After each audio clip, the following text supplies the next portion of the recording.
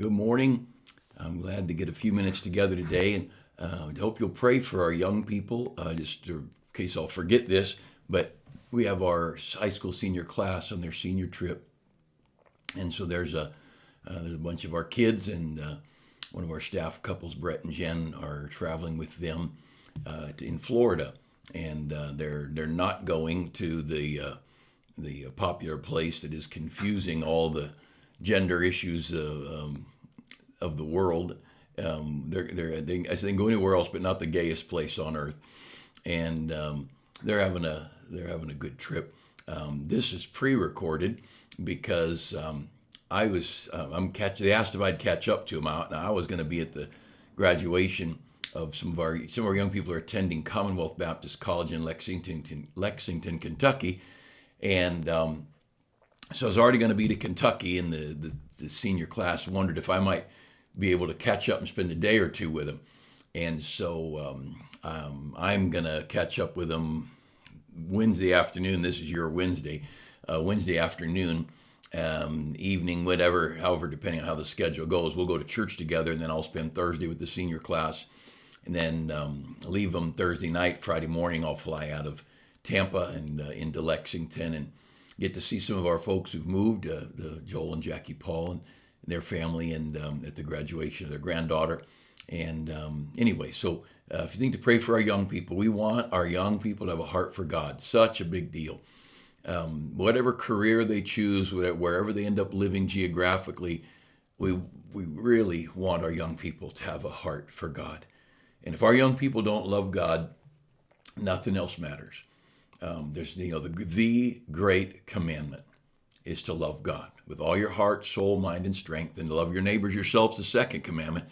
On those two, the Bible says, hang all the law and the prophets, all the commandments and all the do's and don'ts and all the things the prophets wrote. Wrap it all up in a nutshell, and it's two things: love God and love your neighbor. And if we don't get our kids to do number one, it just doesn't matter. Whatever else they do, success in the world, and it just doesn't matter. Because if you fail at the biggest thing in life, everything else you do doesn't matter. And so pray for our young people, and also young people graduating from college. We've got some great young people just graduating just in the last week or so, and in the next couple of weeks. And one of our young men's just got a semester left, and he'll be finishing. He's got to figure out direction for his life, and we're meeting together and talking. And I'm so thankful for our young people. The world hates a bunch of young people like ours going out and serving God. They just hate it. And that old devil, he hates when our kids love their Bible and love God and love the church, and that devil would attack in every way possible. But the fact is, God continues to bless. If you've ever watched our Sunday morning or Wednesday night and seen our teen choir, what a blessing these young people are. They're bright, they're encouraging, and I'm so thankful for the youth of our church for all these years. And I don't know why, but God has blessed us. Our very first Sunday, I picked up a junior age boy, I'm going to say 5th, 6th grade, might have been a junior high, and his twin sisters that were several years younger. And then I picked up several. I think I made 3 trips on that first Sunday morning. But that young man and his twin sisters, they came for a long time. I can't remember their name. I go by their house. It's still there exactly like it was. And I drive by and think about them here 40 years later. And anyway, I'm going to be in the book of 1 Kings chapter 12 in a few minutes. But I've been talking a little bit about our church history, our background, and things that God did. And so this morning, I wanted to mention there's people. I mean, the church is people. It's not buildings. We were in this Wildomar school for 6 weeks. Then we were in a rented building for 5 years minus 6 weeks. We moved out on our 5th anniversary. A man named Frank Pasquale, who had been he'd owned the some kind of arena. I forget the name of the town, but like Lakewood Arena or the Anaheim Arena. But he had been a promoter of boxing and wrestling. Then it turned into a bowling alley. And then he moved out to our area. He was the mayor of Lake Elsinore, I'm going to say in 1960 or 65, somewhere in there. But he had built this rented building, and he built a building and put his house and another guest house that we ended up renting right next to it in the middle of 75 acres, and he was going to put in a trailer park. And the trailer park never got put in. So that made that building available. It was literally, other than the school, a little Wildomar Elementary School, it was the only building in Wildomar other than houses. And there were only 1,000 people. So if you figure 3 per house, that's 300 houses. And a lot of those houses had more than 3 people. But anyway, we rented that building. And I was thinking about just different key places. There was the school, then the Pasquale's clubhouse. Then we bought property just 100 yards away from that and put up an old red and white tent that we got from Dennis Coral. I'll talk about him in another day. And went from there to a blue top tent that we put there, which is a terrible idea, dark blue in this desert heat. And it was hotter than the other tent. And then we moved to the current property. We put a white tent up, which was way better. It was still hot and it was still cold, depending on the time of year, but it was better. And but I wanted to just tell a quick story. Now, the family in any of these stories, this is 40 years of memories, and some of you might know a story better than I know it, and you ought to come to visit us on our anniversary month in August, and we're going to have people tell stories Sunday morning, Sunday night, and Wednesday night, tell their favorite Faith Baptist story. But many people have moved who were a part of the great events of our church, and I love them. I love every one of them. And God has just been good to us. But just real quick before we get to 1 Kings 12, a lady and her 2 kids came to church. As I remember, the mom and the kids came. And I went, it seems like I went by their home. They lived not too far away, just a couple of miles maybe. And I don't think the dad came at first. But this was Candy Miller and her 2 boys, Cody and Cheyenne the older. And again, the little bit of a blur there at the beginning. I remember being in the pulpit, looking out and seeing Mr. and Mrs. Miller, Clint and Candy Miller, and the boys were in Sunday school. But I remember them being in church. And again, we're in a rented building in the middle of nothing, absolutely nothing, 75 acres of nothing.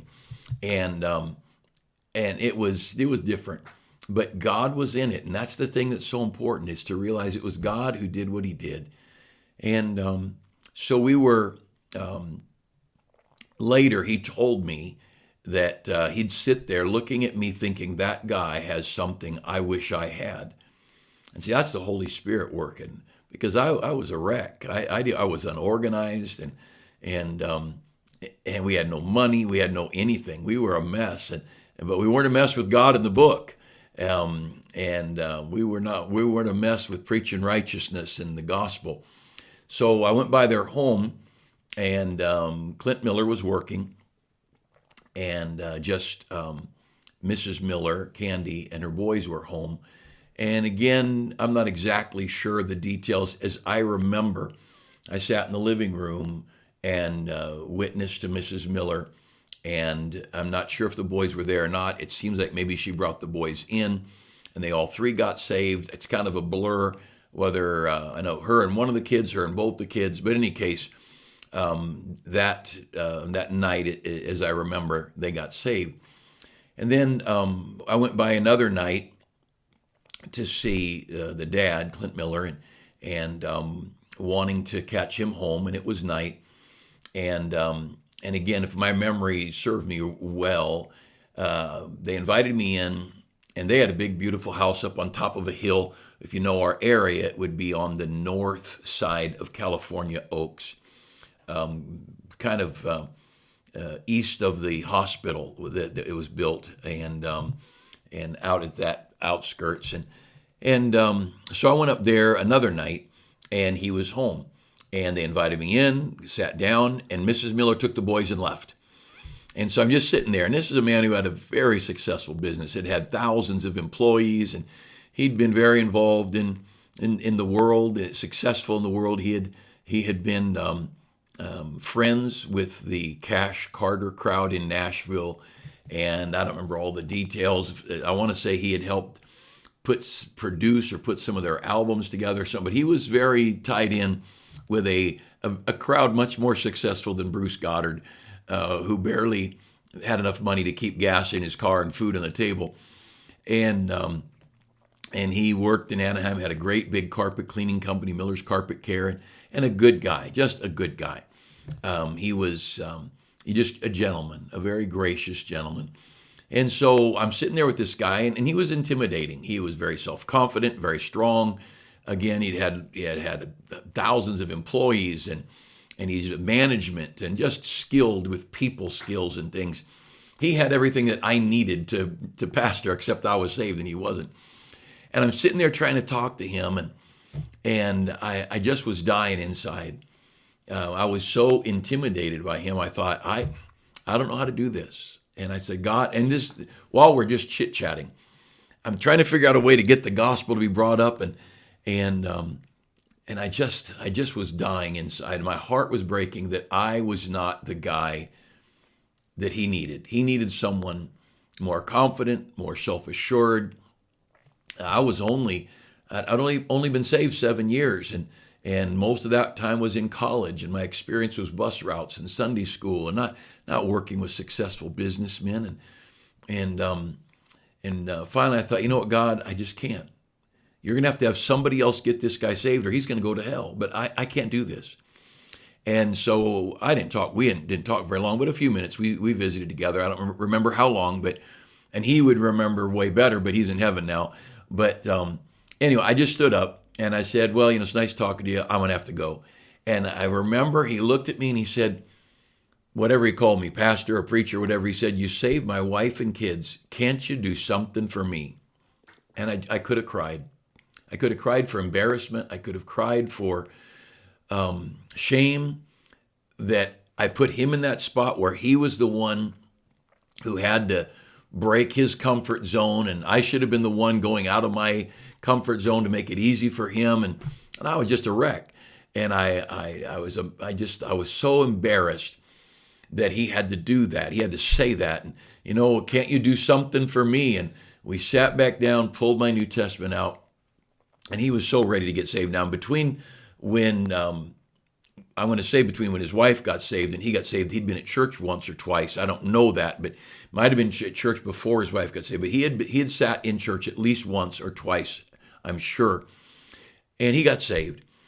And what a blessing to Faith Baptist Church, because he had grown up very poor, and he'd had a difficult life, and he knew what it was like to do without, and that made him very generous, and it made him a lover of poor people. And he may have had a successful business, but he did not lose a tenderness for the people in need. And I could tell story after story of money he gave away and people he helped get started. But just to stick with him, again, talking about key things in 40 years of ministry. Long story short, he and his family were now saved. They're coming to church. We had a revival meeting with Dennis Coral. I'll talk about Brother Coral in another meeting, in another one of our morning moments. And Brother Miller, he would go to work real early in the morning, 3 a.m. or something like that, to get the ball rolling, come home by 10 o'clock to be a part of our soul winning meeting. And for 12 days, we had this revival meeting, and he started coming, and Brother Coral's teaching on how to lead a soul to Christ and soul winning, and then we'd go out soul winning. What a concept. Most people, if they even talk about soul winning, they talk and they don't do it. But that revival meeting, Brother Coral taught every morning on soul winning, and then we went out and did it. And I remember Brother Miller, and he was so good with people. And people, he was very, very soon was leading people to Christ. And I mentioned in the other day on Monday's morning moments that he had taken Steve Rowe on a Saturday, and Steve was the beginning of our Saturday teen soul winning that we had for a long time before we got our teens involved in our bus ministry. But Brother Miller, he became very involved. He'd go to camp with us, take time off work. He'd help us run camps. And you talk about competition between Brother Greg Beal, who was at that time still an engineer at Rockwell, and me and Brother Miller, the three of us, and then sometimes others. The competition, and sometimes the tension and cheating, but he'd go to camps, and he helped with the teen soul winning, and then little by little he started having some teen activities over at his home, and he just poured his heart and life into people, and And what a blessing. And of course, Mrs. Miller is a servant of servants, and she did so much. Her home was your home. She, you see those little signs, mi casa is you casa. Most people don't really mean that. It's like welcome sign. I go to a welcome mat, and the person's rude and don't want to, I just knock on your door. It says welcome. I want to, while their door's open, I want to pick that mat up and turn it over. And I don't, but I think, look, I'm just here to give you a track. I'm not here to attack you. I'm the most unpressured soul winner there is. And but Brother Miller, he became such a generous man, and he would go to the rescue mission with Joe Hill was alive then and ran the rescue mission, and he loved Brother Hill, and he got everybody in his company. If you're going to keep working for me, you're going to buy a 100-pound bag of beans for Joe Hill, and all the people there pooling their money buying beans for the rescue mission, and so many things that he did. And I remember the day he came to me. He wanted to sell his business and preach. He wanted to be in the ministry full time, and a lot of details through there that are relevant, but not to this morning. But he started literally putting more and more time into the church, and he'd teach teen Sunday school, and he'd gather the teens in crowds together. He had such a charisma, and many, many young people who are serving God today, they sat at the feet of Brother Miller, and they're pastors and missionaries that were so influenced by this good man and his wife. And again, saved a little bit late. I don't know how old he was when he got saved. I was 25, so I'm guessing he was 10 years older than me, 35, maybe 40, I don't know. But I know this, he had a heart for people and a love for people. And he started helping me with Wednesdays when I would pick the teenagers up from their public schools, as all before we had a Christian school. And he'd help me with that. We got where we had a busload of teenagers, and we'd go out soul winning. And just one thing after another. And of course, he played guitar and sang. He'd sing in church, and got where he would preach some. He'd go to pastor's school in Hammond, and he was 100% a part of the ministry, and so was Mrs. Miller. And what a blessing! And now he's in heaven. His son's pastoring the church he started. He went from our church and started church many years ago, and I love this family. Still love them. And the Brother Miller and Mrs. Miller's grandkids are in our school, and they are such a blessing, and just an encouragement. But they're Cheyenne and Cody, Brother and Miss Miller's boys, have always been so. They're just Millers. They're kind. They're gracious. They're on board. Let's go make these things happen. And we owe as a church. Of course, a lot of folks that go here now, they're gone so long, people don't know them. But our church owes a great debt to the love and the selflessness of Brother Clint Miller and of course Mrs. Miller. And she was at our ladies' conference just a few weeks ago, and she's a blessing, continues to be a blessing. And what a great couple. And it's just one of those things. Back to a few weeks ago, I mentioned Psalm 16, the lines are fallen to me in pleasant places. God had things worked out. This was not anything I did. I think God could have had anybody walk in here who had a heart for others, and God could have done what he did, because he did these things. He brought people to us, people that were ready to serve. And again, thinking about our 40th anniversary, we would not have the church we have without Brother Miller. And I remember we were in Frank Pasquale's building. And again, if you are familiar at all with our area geographically, there's a McDonald's on Clinton Keith. Across the street, across Clinton Keith Road, there's a USA gas station. Behind that, there's a housing tract. Well, that's where that clubhouse was, in the middle of just open land and coyotes and rattlesnakes and tarantulas. And if you're looking at that, just 100 yards or so to the right, there's a piece of property that's still just bare. It's just a mess. Weeds and dirt piled up there, and 2.5 acres, 160 feet by 660 or something like that, 2.5 acres. And it was for sale, and for $35,000, and we didn't have any money. And I'll talk about another family who helped us get the money for that. But I remember Brother Miller and another one of our men negotiating, another one of men that I'll talk about later, but negotiating with the couple that owned the property. And they were Christians, and they thought it was neat. Their property might get used for a church. But they were negotiating. They're down to the wire on it. And they wanted, Brother Miller's asking to get, I'm thinking, just buy it or don't buy it or whatever. And he's trying to, negotiate down. And finally the guy said, we were going to tithe on whatever money we got off this property. We could just say we're tithing to your church and knock the price down that much more. And I'm there, but I'm away. I can't negotiate. You could raise the price, and I'll either buy it or walk away, but I'm not going to negotiate. And I'm thinking, oh, I can't believe this. We're stealing the tithe money from another church, but they agreed, and we got that property. That's where we put our tent up on our 5th anniversary. Had 700 people there on our 5th anniversary. I mean, literally in the middle of nowhere, dirt roads, fields, and but that was just one of a long list of blessings, the Miller family, of hundreds of great families that have so influenced our ministry for 40 years. These are back people that got us on track, people that helped us, people that encouraged a young Christian, but a young Christian with a heart for God. And I'm so very thankful for them. So anyway, and I could talk for a long time about the blessings of the Millers. Brother and Mrs. Miller and their boys were a blessing. So I want to look here, just a quick principle today in 1 Kings. Now, in 1 Kings, if you want to look in Solomon got messed up. He married all these women that weren't Jews, and he got off in his religion. He started worshiping at false deities and statues and idols and just corrupt. He got messed up. And God said, I'm going to take the kingdom from you, and I'm going to give half of it to your boy, and for David's sake, not for your sake, Solomon, because you messed up. David's grandson, is going to get half the kingdom. The other half I'm going to give to one of your servants. I'm taking it away from you. And that was Jeroboam.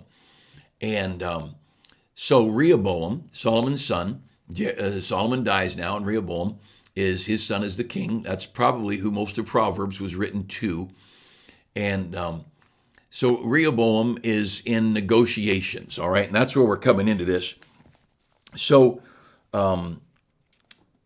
in verse 4 of 1 Kings 12, thy father made our yoke grievous. Now therefore make thou the grievous service of thy father, and his heavy yoke which he put upon us lighter, and we will serve thee. And he said unto them, depart ye for 3 days, and come again to me. And they departed. Now there's something to be said about leadership. When the leader changes, things happen. When circumstances change. If you remember when the Queen of Sheba came and looked, she said, the happy are thy servants. While Solomon was living, these people were happy, at least early in his ministry. Maybe things changed, but under Solomon, the people served, and they served hard. They worked hard, but they weren't going to work that hard for Rehoboam. They didn't know this guy. He's just the new kid.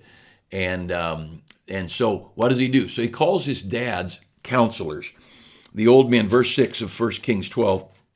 And King Rehoboam consulted with the old men that stood before Solomon his father while he yet lived, and said, how do you advise that I may answer this people? And they spake unto him, saying, if thou wilt be a servant to this people this day, and wilt serve them, and answer them, and speak good words to them, then they will be thy servants forever. That's great counsel. If you read on, he forsook the counsel of the old men. He went to his friends, young men that he grew up with, and he said, what do you think? And they said, tell him my dad, my little finger's going to be thicker than my dad's loin, and my dad chasing you with whips, I'll chasing you with scorpions. And the counsel of these punk kids with no heart for people and no love at all. And verse 13, and the king answered the people roughly and forsook the old men's counsel. A lot of lesson in there. We got to listen to the older people. We got to get the wisdom of the aged people. And verse 13, and the king answered the people roughly, forsook the old men's counsel that they gave him, and spake to them after the manner of the young men. And then verse 16, so when all Israel saw that the king hearkened not to them, the people answered the king, saying, what portion have we in David? Neither have we inheritance in the son of Jesse. To your tents, O Israel, now see to thine own house David. David was of the tribe of Judah. And so they were saying to you, David, you children of David, people of Judah, southern kingdom, go ahead. You can have Solomon. We're done. We're done. Now, it was of God. God said he was going to split the kingdom. But I want to just take a moment and talk about hard times versus harder times. It can get worse, and most of you know that. But I realized God ordained this and it was planned. But think about this. That group of people that left, they get Jeroboam as their leader, and God gave Jeroboam that. In fact, let's look at a verse. God comes to Jeroboam and says, I'm going to give you, let's go over to verse 23. Speak unto Rehoboam, the son of Solomon, king of Judah, to the house of Judah and Benjamin, to the remnant of the people, saying, you shall not go up and fight against your brethren. The southern kingdom, the son of Solomon, Rehoboam, he wanted to go attack and fight the northern kingdom because they were going on their own. And this king of the south, this heir apparent, he said, you're not going to run off with half the kingdom. He's going to start a war. So the very first thing that happened is a war was threatened. Whatever problem it would have been having Rehoboam as king, a civil war was probably worse.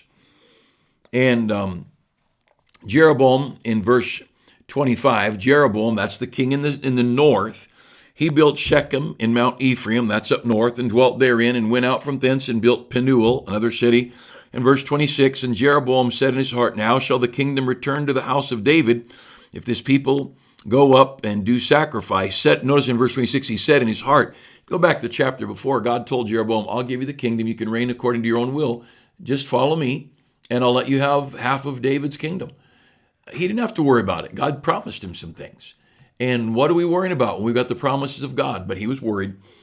And verse 27, if this people go up to sacrifice at the house of the Lord at Jerusalem, then the heart of the people shall turn again to their Lord, even to Rehoboam, king of Judah, and they shall kill me and go again to Rehoboam, king of Judah. Whereupon king took counsel and made 2 calves of gold and said to them, it is too much for you to go to Jerusalem. Behold thy gods, O Israel, which brought thee up out of the land of Egypt. He set one in Bethel and the other he put in Dan. Now, you can read these couple of chapters, simple story.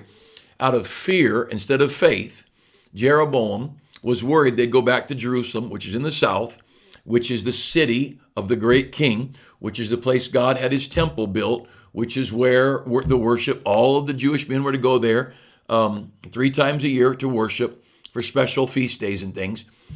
And here he is in the north, and he said it's not going to work.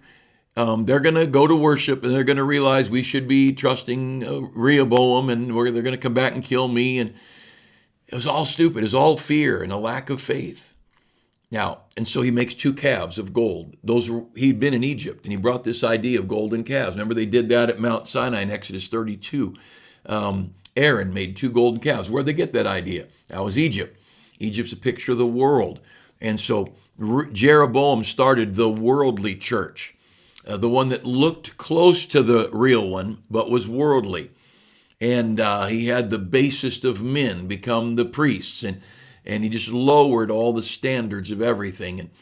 But here's the story. Again, they could have had a very harsh leader, but they didn't want that harsh leader. So you know what they got instead?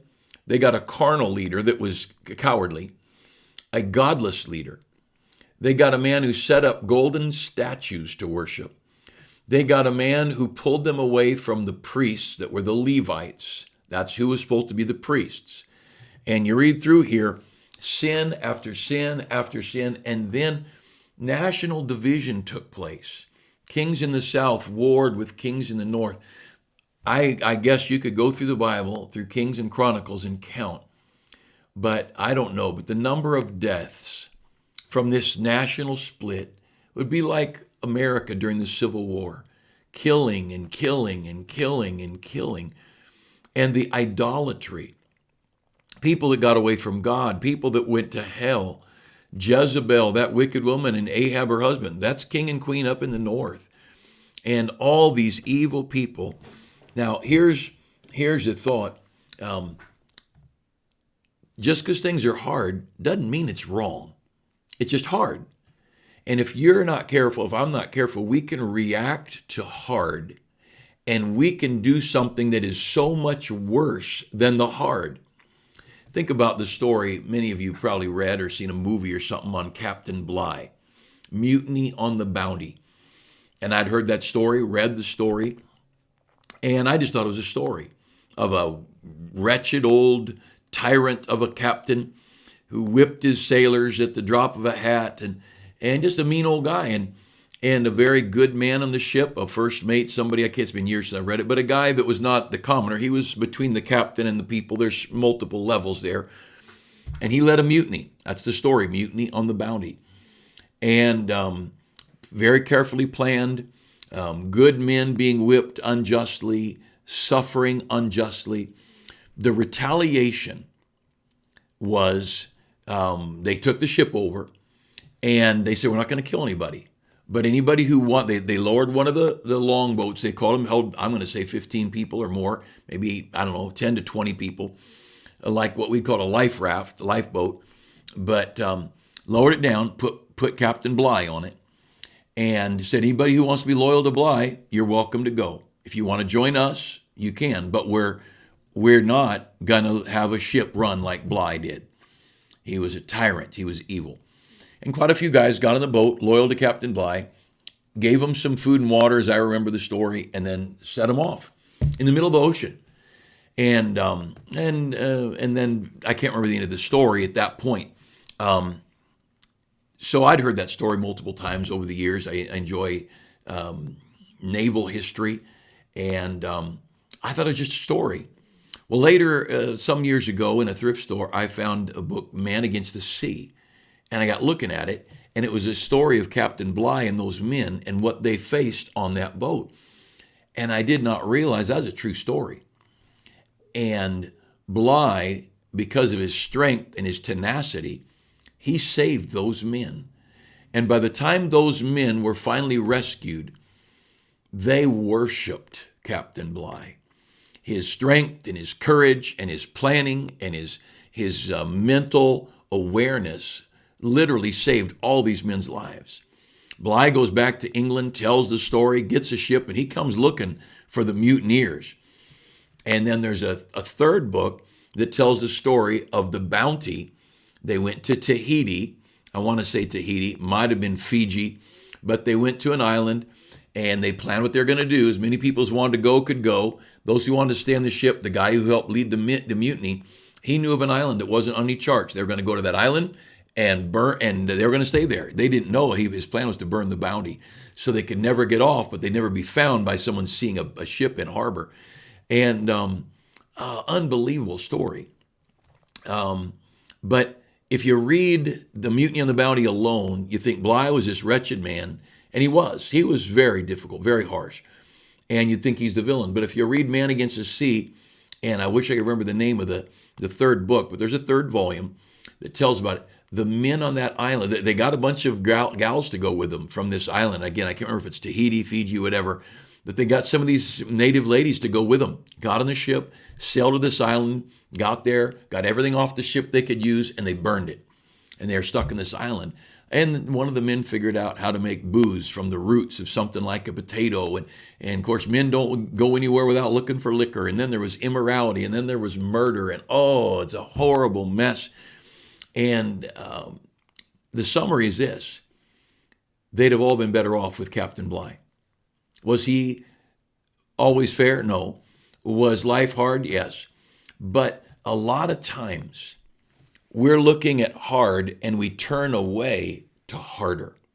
I think of a lady who came to me frustrated. Her husband was inattentive, and of course, he had a side of the story that was different, but she just felt like she wasn't loved. We'll summarize it with that. And then he's gambling. And but you know what? He was in church every time the doors are open, kids in the Christian school, and no other women, no drugs, no liquor. And but it got more and more difficult, and finally some things happened and straw that broke the camel's back, and she was done with it. And so she had a nice house, and bills were paid, and he took care of their family needs. And she basically said, I'm done. And they ended up divorced and sold everything, all the stuff that happens through divorce. And I understand good people end up divorced. But it wasn't, in the years that followed, she was homeless. She lived with her kids in a rented room, just a room, a bedroom, nowhere to go, living in their car at times. The kids out of church, not in a Christian school, the kids struggling to get along, and the wife struggling. And she'd have been better off sticking with it and working on it. But I wasn't there, and I couldn't, I can't tell anybody that. And you can't see the future. But I do know that often when things are hard, running becomes worse. And just simply saying, I'm going to do the hard thing is so often better, because it can get worse. And how merciful God is to be patient with us. But in this story, and again, it was ordained of God. But you can look at the stories of Absalom and David, when Absalom rebelled against David, and Absalom was so frustrated with his father's inactivity that his father did not right things between Ammon and Tamar. And if you don't know the story, read through the Kings and you'll get it. But Absalom was so frustrated. And David did do wrong. David should have fixed the situation, but he didn't. But so Amnon planned the murder of his half-brother, and then planned the rebellion and the takeover of the kingdom. And thousands of people lost their lives and their homes. And Absalom ends up hanging from a tree by his long hair, and several spears thrown through him. And it was worse. It was worse. Had Absalom chosen to do right in a wrong situation, he might have ended up the next king. He might have been able to fix some things. But sometimes difficult is not as hard as what it could be. And you'll see many a story in the Bible where it would have been better to just tough it out. Remember the little brother of the prodigal son. Yeah, he didn't like all that hard work. He didn't like all the pressure. Half of the kingdom would probably have been his, only two brothers. They'd have split the inheritance. But he took his inheritance and squandered it. How much harder did his life get? He came back and said, Father, I'm no longer worthy to be called thy son. Make me as one of thy hired servants. You know what? He was happy to be back on that farm working, and a penniless servant. He'd have been better off just staying and doing the hard thing. And I don't know what you're facing today, but sometimes let's just do the hard thing. Let's just keep doing right. And it may be difficult, maybe awkward. There's an awful lot of stuff in nations. I could bring in politics, but I'll stay out of it. But a lot of times our political knee-jerk, the devil uses that to get us off as a nation into a lot of hurt. Economic troubles caused the people to bring Hitler onto the throne of Germany. Economic pressures caused the people to put Stalin in leadership. It got way worse. The millions of people murdered. They'd have been better off dealing with the hardship, toughing it out, fighting their way through, because hardship can get harder.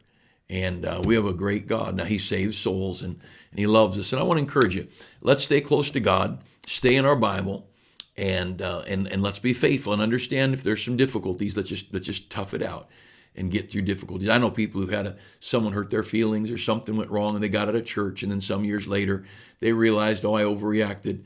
And it's of course, anybody who's in church would say we'd love to see anybody back, but people don't feel that way. They don't believe that. But they would. Any decent Christian wants people in church, and no one would be looked down on. But a lot of people been out of church for years. Pride. They took a course because something was hard. They took another course, and the hurt on that other course, and the sad thing. Let's do right. Let's stay faithful, and let's keep trusting God. Don't forget. By the way, this afternoon, my son-in-law Matt Peterson, he'll be doing the 3:30 Bible study and the 7 o'clock Bible study. It'll be a great night. You'll enjoy that. And this weekend we'll be back on schedule. Hope you'll be a part of things. And let's walk with God. Pray for your country. Pray for your church. Thank you again for joining us for a few minutes today.